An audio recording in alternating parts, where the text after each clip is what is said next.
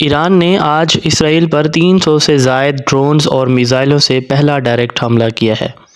یہ کہانی 1 اپریل 2024 کو شروع ہوتی ہے۔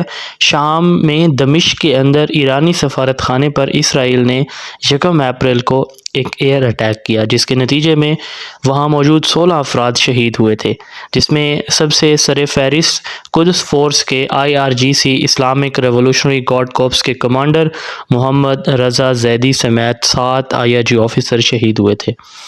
اس حملے میں 2 سویلینز، 5 ایرانی ملیٹنٹ، 1 حزب اللہ ملیٹنٹ اور 1 ایرانی ایڈوائزر شہید ہوئے۔ اس حملے کے فوراً بعد پورے ایران کے اندر اس حملے کا اسرائیل سے فوری بدلہ لیے جانے کے لیے مظاہرے شروع ہو گئے۔ ایران نے وارن کیا امریکہ اور اسرائیل کو کہ وہ اس حملے کا جواب ریسپانس ضرور دیں گے۔ دوسری جانب اسرائیل نے بھی اپنا آئرن ڈوم سسٹم ایکٹیویٹ کیا۔ اسرائیل ڈیفنس فورس نے 7 ممالک سے اپنی ایمبیسیز کو فوراً خالی کرا دیا، اور اسرائیل اور US نے یہ خدشہ ظاہر کیا تھا کہ 12 اور 13 اپریل کی شب کو ایران اسرائیل پر حملہ کر سکتا ہے۔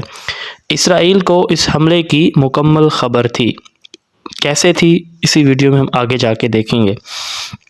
ایران نے امریکہ کو اپنے اس ریٹیلیشن اٹیک سے وارن کیا کہ وہ اس سارے معاملے سے خود کو دور رکھے۔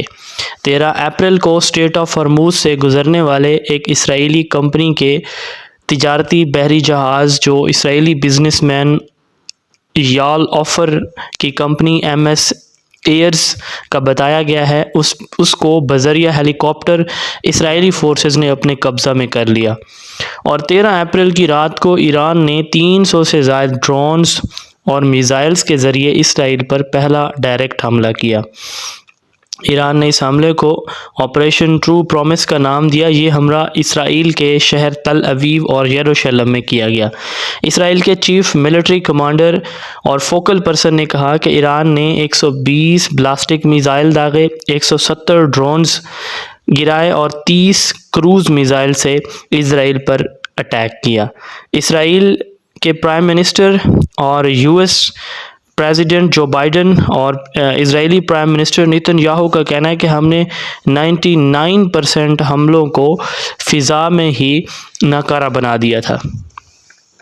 اب جیسے ہی یہ حملہ ہوتا ہے تو اسرائیل کے ساتھ US فورسز نے بھی یہ جو حملہ کیا گیا تو فضا میں ان کروز اور ڈرونز کو انٹرسیپٹ کرنے کے لیے US ملٹری نے بھی اسرائیل ملٹری کو سپورٹ کیا۔ اس حملے میں ایران نے اسرائیل کی ایک بیس کو بھی نشانہ بنایا، تاہم وہاں پہ کوئی نقصان نہیں ہو سکا۔ تاہم ایک بچی جس کی عمر 7 سال بتائی جا رہی ہے، وہ اس پورے حملے کے اندر صرف یہ ایک بچی شدید زخمی ہوتی ہے۔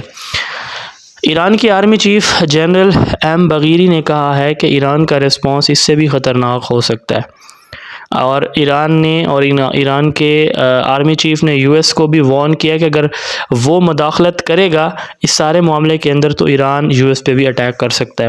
ایران کے فارم منسٹر عامر عبداللہ الہیان کا کہنا ہے کہ یہ حملہ سیلف ڈیفنس میں تھا اور ہم نے پڑوس کے ممالک کو 72 گھنٹے پہلے مطلع بھی کیا تھا۔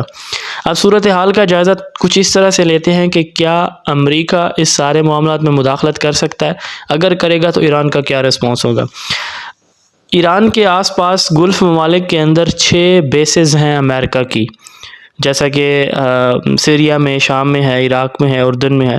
اگر ایران کہ اس معاملے میں امریکہ کوئی مداخلت کرتا ہے تو ایران نے آلریڈی وارن کیا امریکہ کو کہ وہ ان میں سے کسی بھی بیس کے اوپر حملہ کر سکتا ہے۔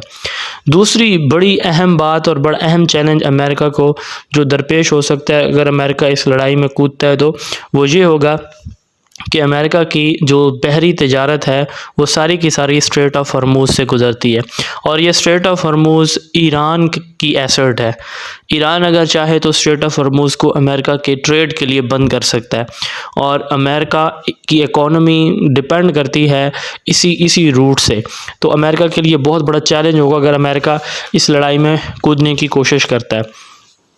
انٹرنیشنل کمیونٹی جیسے UK کے پرائم منسٹر رشی سونک نے اس حملے کی مذمت کی اور اس نے کہا ہے کہ اسرائیل کی سیکیورٹی کی حفاظت ہم جاری رکھنے کا مزید بھی اعلان کرتے ہیں۔ یورپین یونین کے چیف جوزف بورل نے کہا ہے کہ یہ اٹیک ناقابل برداشت ہے۔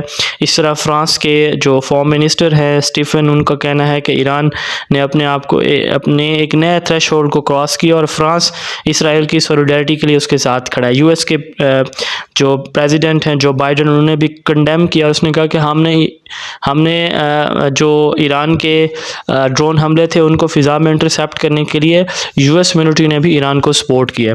تو یہ ساری صورتحال ہے۔ اب جو بظاہر صورتحال ہے اسے لگ نہیں رہا کہ ڈائریکٹ کوئی اٹیک اسرائیل ایران پہ کرے گا، کیونکہ اسرائیل جب بھی حملہ کرے گا وہ امریکہ کی پلاننگ کے ساتھ کرے گا، US کی سپورٹ کے ساتھ کرے گا۔ یہ اب تک کی رپورٹ تھی۔ انشاءاللہ تعالی مزید اپڈیٹ بھی میرے چینل پہ آپ کو ملتی رہیں گی۔ ویڈیو دیکھنے کا بہت شکریہ۔